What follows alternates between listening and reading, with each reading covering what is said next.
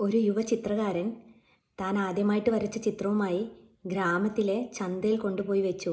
ആ ചിത്രത്തിൽ ഇങ്ങനെ എഴുതി വെച്ചിരുന്നു, ഈ ചിത്രത്തിലെ എൻ്റെ തെറ്റുകൾ എന്തൊക്കെയാണെന്ന് അടയാളപ്പെടുത്തണമെന്ന്. അങ്ങനെ വൈകുന്നേരം തിരിച്ചു വന്നപ്പോഴേക്ക് ആ ഒരു ചിത്രം മുഴുവനും ചുവന്ന അടയാളങ്ങളാൽ നിറഞ്ഞിരുന്നു. അദ്ദേഹത്തിന് വളരെയധികം വിഷമമായി. ഇത് കണ്ട ഒരു വയോധികൻ അദ്ദേഹത്തോട് പറഞ്ഞു, മകനെ, നീ തെറ്റുകൾ മാത്രം ചൂണ്ടിക്കാണിക്കാൻ പറയരുത്, അതിനു പകരം ഇതിലെ ഈ ഒരു ചിത്രം ശരിയാക്കാൻ എന്നെ ഒന്ന് സഹായിക്കുമെന്ന് എഴുതി വെക്കുമെന്ന് പറഞ്ഞു.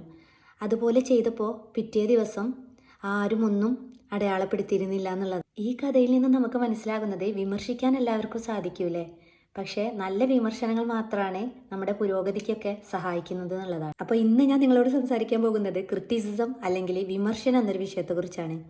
ഒരാളുടെ എഴുത്തുകൾ അല്ലെങ്കിൽ കല, പ്രവൃത്തി അല്ലെങ്കിൽ ചിന്തകൾ തുടങ്ങിയവയൊക്കെ വിശകലനം ചെയ്തുകൊണ്ട് അതിൽ നിന്നുള്ള നല്ലതും ചീത്തതുമായത് വിലയിരുത്തുന്നതിനെയാണ് ഈ ഒരു വിമർശനം എന്ന് പറയുന്നത്. നമുക്കറിയാം, രണ്ട് രീതിയിലുള്ള വിമർശനങ്ങൾ നമ്മൾ കാണാറുണ്ടല്ലേ, പോസിറ്റീവായിട്ടും നെഗറ്റീവായിട്ടുള്ളത്. നമ്മളൊക്കെ സോഷ്യൽ മീഡിയ യൂസ് ചെയ്യുന്നവരാണ്.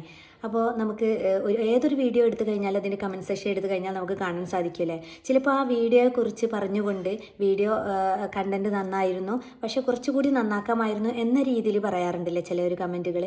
അതൊക്കെ പോസിറ്റീവ് ക്രിറ്റിസിസം എന്ന് പറയും. എന്നാൽ നെഗറ്റീവായിട്ടുള്ള ക്രിറ്റിസിസം എന്ന് പറഞ്ഞാൽ പറഞ്ഞ വ്യക്തിയെ അതിഗുരുതരമായ രീതിയിൽ താറ്റി പറഞ്ഞുകൊണ്ട് ചീത്തയായ രീതിയിൽ, നെഗറ്റീവായ രീതിയിൽ തരം താറ്റി പറയുന്ന ആ ഒരു രീതി, അതാണ് ഒരു നെഗറ്റീവ് ക്രിറ്റിസിസം എന്ന് പറയുന്നത്. അപ്പോൾ നമ്മളെപ്പോഴും പോസിറ്റീവ് ക്രിറ്റിസിസത്തെയാണ് പ്രോത്സാഹിപ്പിക്കേണ്ടത്. പോസിറ്റീവ് ക്രിറ്റിസിസമാണ് നമ്മുടെ ഒരു വളർച്ചക്കൊക്കെ ഒരു പുരോഗതി ഉണ്ടാകാൻ സാധിക്കുള്ളൂ. നമ്മൾ രാഷ്ട്രീയമൊക്കെ എടുത്തു കഴിഞ്ഞാലില്ലേ, നമുക്ക് രാഷ്ട്രീയത്തിലെ മെയിൻ ആയുധമാണ് ഒരു ക്രിറ്റിസിസം എന്ന് പറയുന്നത്. അപ്പോൾ പോസിറ്റീവായുള്ള ക്രിറ്റിസിസം രാഷ്ട്രീയത്തിൽ തീർച്ചയായിട്ടും വളരെ നല്ലതാണ്. കാരണം രാജ്യത്തിൻ്റെ പുരോഗതിക്കൊക്കെ അല്ലേ, മാറ്റങ്ങൾ വരുത്താനായിട്ട് തീർച്ചയായിട്ടും അത് നല്ലതാണ്. നെഗറ്റീവ് ക്രിറ്റിസിസം അത് വ്യക്തിപരമായിട്ട് അല്ലേ വൈരാഗ്യം തീർക്കുന്ന രീതിയിലാകുമ്പോൾ ഒക്കെ രാഷ്ട്രീയ തർക്കത്തിലേക്കൊക്കെ മാറാറുണ്ടല്ലേ. ഒരാൾക്ക് സ്വന്തം തെറ്റുകൾ തിരിച്ചറിയാൻ എളുപ്പമല്ല അല്ലേ, നേരെ മറിച്ച് മറ്റൊരാൾ നമ്മുടെ പ്രവൃത്തിയെ വിലയിരുത്തിക്കൊണ്ട് പറയുമ്പോൾ തീർച്ചയായും നമ്മുടെ ഒരു പുരോഗതിക്കും വളർച്ചയ്ക്കും ഒക്കെ വളരെയധികം സഹായിക്കുന്നുണ്ടല്ലേ. അപ്പം നമ്മൾ നല്ലത് മാത്രം, നല്ല ക്രിറ്റിസിസം നമ്മൾ ഉൾക്കൊള്ളുകയും ചീത്തതിനെ നമ്മൾ പാടെ അവഗണിക്കുകയും ചെയ്യുക. വിമർശനം എന്ന് പറയുന്നത് കണ്ണാടി പോലെയാണ്, അത് നമ്മെ നമ്മുടെ യഥാർത്ഥ രൂപത്തിൽ കാണിക്കുന്നു എന്നുള്ളതാണ്. താങ്ക്